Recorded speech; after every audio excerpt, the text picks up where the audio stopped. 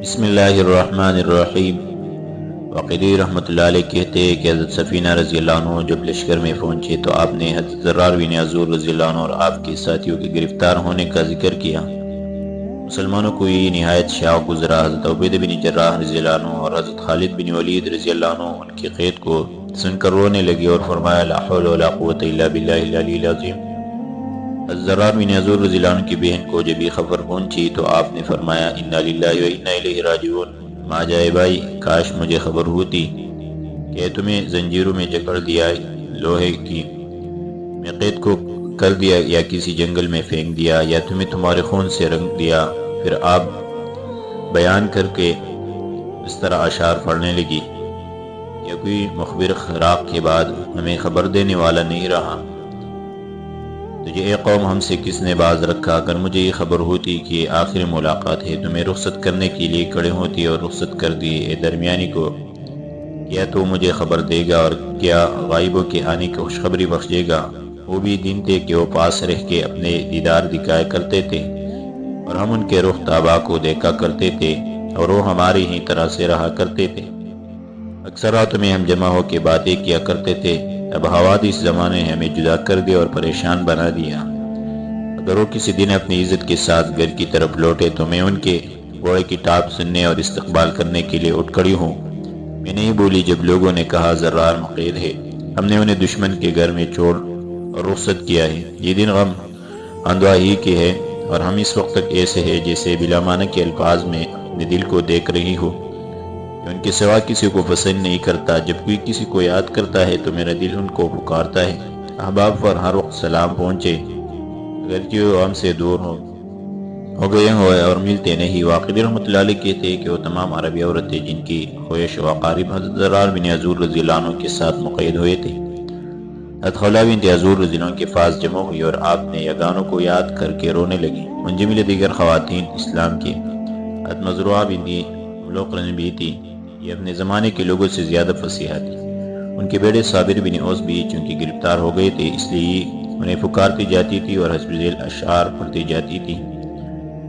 اے میرے بیٹے، میرے دل میں آگ کا ایک شعلہ بھڑک رہا ہے اور میرے چہر کو میرے آنسو کی حرارت نے جلا دیا ہے۔ مصیبت کی آگ نے لپیٹی اٹھا رکھی ہے اور میری انٹیوں اور پسیلیوں میں انہوں نے سوزش پیدا کر دی ہے۔ میں نے سواروں سے سوال کیا کہ وہ مجھے تمہارے حالات سے آگاہ کرے تاکہ بہنے والے آنسو کچھ تسکین پڑ جائے۔ ان میں کوئی ایسا نہیں تھا جو تمہاری سچی خبر دیتا اور نہ ان میں کوئی ایسا ہی تھا یہ کہتا کہ وہ اب آ رہے ہیں۔ بیٹا، جب سے تم غائب ہوئے میرا عیش مقدر ہو گیا ہے، دل پھٹ گیا ہے اور آنکھیں جاری ہے، اگر بڑھ گیا ہے، عقل بے خود پریشان ہے، آنسو میں خون ملا ہوا آتا ہے اور بڑھ چٹیل زمین ہے۔ اگر تم زندہ ہو تو میں اللہ کے لیے بطور دلیل کے روز رکھوں گی اور اگر کوئی دوسری بات ہے تو یہ گرمی جانے والے نہیں۔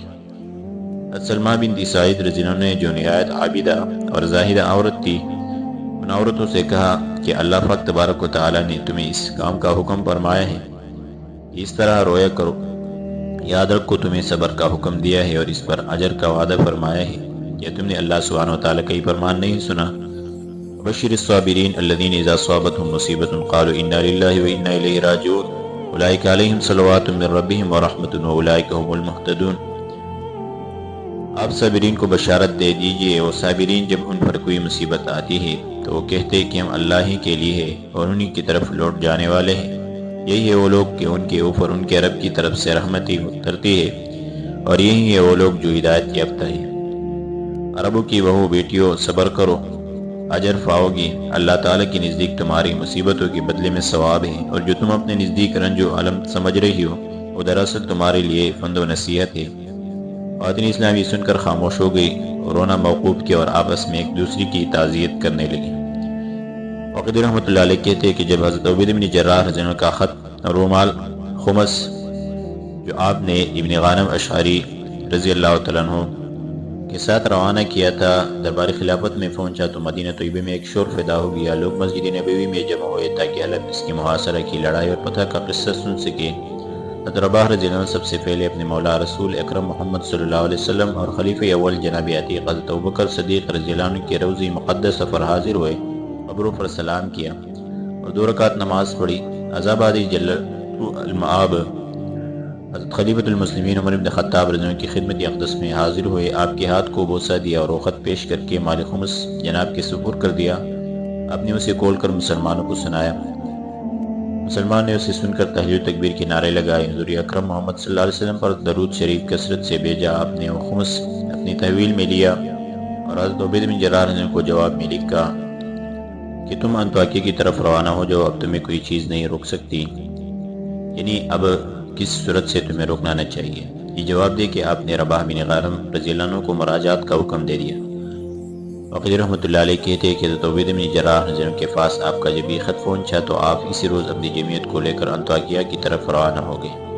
حضرت یوحنا رحمۃ اللہ علیہ اور ہم بن جب اللہ کا یہ قصہ ہوا کہ جب یہ انطاکیہ کی طرف چلے تو انہوں نے اول اپنے آگے ایک شخص کو روانہ کر دیا کہ عمر کے لقل کو جا کر خوشخبری دے دے کہ اس کی بیٹی یوحنا رحمۃ اللہ علیہ ہم بن جب اللہ مع 200 مسلمان قیدیوں کے صحیح و سلامت آ رہے ہیں۔ لقل نے جب یہ سنا تو شہر کو آراستہ کرنے، گرجا کو سجانے، اس میں فرش فروش کرنے، فقراء اور مساکین کو خیرات دینے کا حکم دیا۔ اس کا بھتیجا اورین رومیو کی فوج لے کر نہایت ٹھاٹھ اور زیب و زینت سے ان کے استقبال کے لیے نکلا۔ رعایا لباس فاخر سے ملبوس ہو کر شہر سے باہر نکلی۔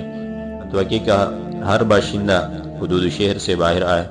یہ دن میں ایک مجمع عام کا دن تھا، یعنی کسی تقریب جیسے عید وغیرہ یا بادشاہ کی حضوری کا دن تھا، جس میں لوگ اکثر جمع ہوا کرتے تھے۔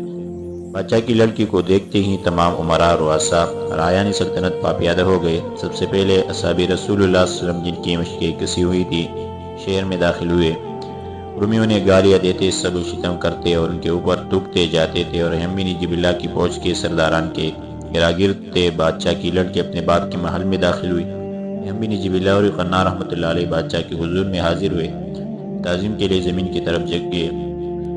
بادشاہ نے انہیں نیز ان کے فوج کے بڑے بڑے افسروں کو خلعت عطا کی، اور اس کے بعد صحابہ رضوان اللہ علیہم کے متعلق حکم دیا کہ انہیں یہاں میرے سامنے لایا جائے۔ چنانچہ یہ حاضر کیے گئے۔ یہ حضرات ہتھکڑیاں پہنے ہوئے تھے، اسی حیثیت سے بادشاہ کے سامنے کھڑے ہو گئے۔ ان کے کھڑے ہوتے ہی خداموں اور دربانوں نے ان سے چلا کے کہا، بادشاہ کی تعظیم کے لیے زمین پر سجدہ کرو، مگر انہوں نے ان کے کہنے کی طرف کچھ التفات نہ کیا، اور جو کہ وہ کھڑے رہے۔ بادشاہ کے سب سے بڑے مصاحب نے یہ دیکھ کر ان سے کہا، تم بادشاہ کے سامنے سجدہ کیوں نہیں کرتے؟ ضرار بن عزور نے فرمایا، اس لیے کہ ہمارے لیے یہ جائز نہیں ہے کہ ہم مخلوق کو سجدہ کریں، ہماری نبی صلی اللہ علیہ وسلم نے ہمیں اس سے منع فرمایا۔ وقید رحمۃ اللہ علیہ کہتے ہیں کہ جب نبی صلی اللہ علیہ وسلم نے ہرقل کے پاس اپنا مکتوب گرامی روانہ فرمایا تو ہرقل کو بھی معلوم ہوا تھا کہ نبی مبعوث ہوئے ہیں، تو اس نے اپنے مصاحبین، رؤساء اور افسران ملک کو جمع کر کے کہا تھا کہ وہی نبی مبعوث ہوئے ہیں جن کی بشارت حضرت عیسیٰ علیہ السلام نے دی ہے، یا کہ موقت ہوگے، ان کی امت بہترین امت ہوگی، اور یاد رکھو ان کا دین بدلا نہیں جائے گا، ان کا مذہب یقیناً دنیا کے تمام مذہب پر غالب آئے گا، حتیٰ کہ تمام مشرق و مغرب میں پھیل جائے گا۔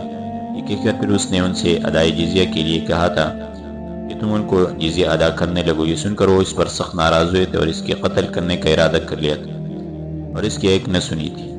اب جب کہ رسول صلی اللہ علیہ وسلم کی صحابہ اس کے سامنے آ کر کھڑے ہوئے تو اس نے چاہا کہ میں اپنے رؤساء مصاحبین اور افسران فوج کو، جنہوں نے میرے اس وقت ایک نہیں سنی تھی، مترجم کے بغیر اور بلا کسی واسطے کہ ان کی کچھ گفتگو سناؤ، اور اپنے اس کلام سابق کی حقیقت ان کے سامنے واضح کر دوں۔ اس کا مقصود محض اپنی فوج کی اصلاح، ان کے حالات کی بہبودگی اور بہتری تھی۔ چنانچہ اس نے خود ہی بلا واسطہ ترجمان کے صحابہ رضوان اللہ علیہ سے کہا، میں علم کو بڑھا کے متعلق تم سے چند سوالات عظما کروں گا، ان کا جواب تم میں سے کون صاحب دے گا؟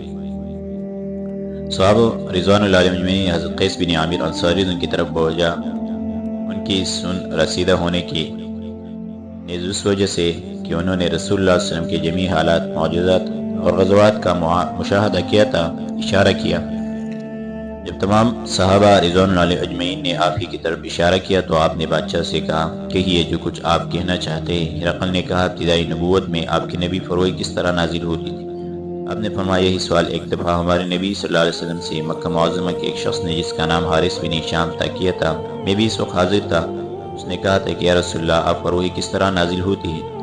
آپ نے فرمایا تھا کہ کبھی تو شہد کی مکھیوں جیسی آواز ہوتی ہے، پھر یہ آواز منقطع ہو جاتی ہے، اور میں جو کچھ اس سے معلوم کرتا ہوں یاد کر لیتا ہوں، اور وہی کا یہ طریقہ مجھ پر بہت تکلیف دہ ہوتا ہے۔ کبھی فرشتہ آدمی کی صورت میں تمثل ہو کر آتا ہے اور مجھ سے گفتگو کرتا ہے اور میں اسے یاد کر لیتا ہوں۔ عائشہ صدیقہ عنہ کی روایت ہے کہ جب برے جاڑوں میں آپ پر وحی نازل ہوتی تھی تو اس کے منقطع ہونے کے بعد آپ کی پیشانی مبارک پسینہ پسینہ ہو جاتی تھی۔ جناب کی ابتدائی وحی آپ کی دعائیں صادقت ہے، جب آپ کو یہ خواب دیکھتے تھے تو طلوع آفتاب کی طرح آسمان وجود پر فوراً ظاہر ہو جاتا تھا۔ ان کے بعد آپ کو خلوت سے محبت ہو گئی تھی اور تنہائی علیحدگی حاصل کرنے کے لیے آپ غار حرا میں تشریف لے جایا کرتے تھے یا کئی شب گزار دیتے تھے، حتیٰ کہ ایک روز آپ کے پاس فرشتہ آیا اور آپ سے کہا پڑھو۔ آپ نے فرمایا کہ میں پڑھا ہوا نہیں ہوں۔ آپ ارشاد فرماتے کہ میرے یہ کہتے ہی اس نے مجھے پھر پکڑ لیا اور اسے زور سے دبایا کہ میں نے اس سے تکلیف محسوس کی، پھر چھوڑ لیا اور کہا پڑھو۔ میں نے کہا میں پڑھا ہوا نہیں ہوں۔ اس نے مجھے اس طرح پکڑ کر دبایا جس سے مجھے تکلیف معلوم ہوئی اور پھر چھوڑ کر کہنے لگا پڑھو۔ میں نے کہا میں پڑھا ہوا نہیں ہوں۔ اس نے اسی بار مجھے پکڑ کے اس زور سے دبایا اور مجھے اس کی اذیت معلوم ہوئی، پھر چھوڑا اور کہا اقرأ بسم ربک الذی خلق خلق الانسان من علق اقرأ وربک الاکرم الذی علم بالقلم علم الانسان ما لم یعلم۔ اب اپنے رب کے نام کے ساتھ پڑھیے جس نے پیدا کیا انسان کو لوٹلے سے۔ آپ پڑھیے اور آپ کا پروردگار بہت زیادہ بزرگ ہے جس نے قلم سے لکھنا سکھایا، انسان کو جو نہیں جانتا تھا اس کی تعلیم دی۔ اب ڈرتے ہوئے وہاں سے پھر حضرت خدیجہ کبریٰ رضی اللہ عنہ کے پاس تشریف لائے اور ان سے فرمایا مجھے کپڑا اڑاؤ۔ انہوں نے کپڑا اڑایا حتیٰ کہ آپ کے دل میں جو خوف پیدا ہو گیا تھا وہ جاتا رہا۔ اس کے بعد آپ نے حضرت خدیجہ کبریٰ بنت خویلد رضی اللہ عنہا سے تمام قصہ سنایا اور فرمایا مجھے اپنی جان کا خوف ہے۔ انہوں نے کہا آپ صلہ رحم کرتے، یتیم کا بار اٹھاتے، فقراء کو کھانا کھلاتے، مہمانوں کی مہمانداری کرتے، محتاجوں کی خبرگیری کرتے، خدا کی قسم اللہ تعالیٰ آپ کو کبھی غمگین نہیں کرے گی۔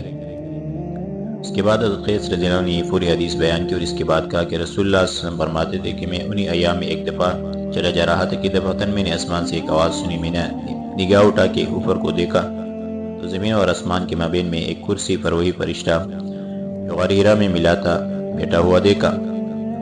میں اس کے رعب سے ڈرا اور لوٹ کے حضرت خدیجہ کبریٰ کے پاس آ کے کہا مجھے کپڑا اڑاؤ۔ اللہ پاک تبارک و تعالی نے اس آیت شریفہ نازل فرمائی یا ایھا المدثر قم فانذر وربک وکبر وثیابک فطہر والرجز فاہجر۔ یہ کپڑا اڑنے والے اٹھو، لوگوں کو ڈراؤ، اپنے رب کی بڑائی بیان کرو اور اپنے کپڑے پاک کرو اور پلیدی کو دور کرو، یہ تقوی اختیار کرو۔ اس کے بعد وہی بے درفے آنے لگی۔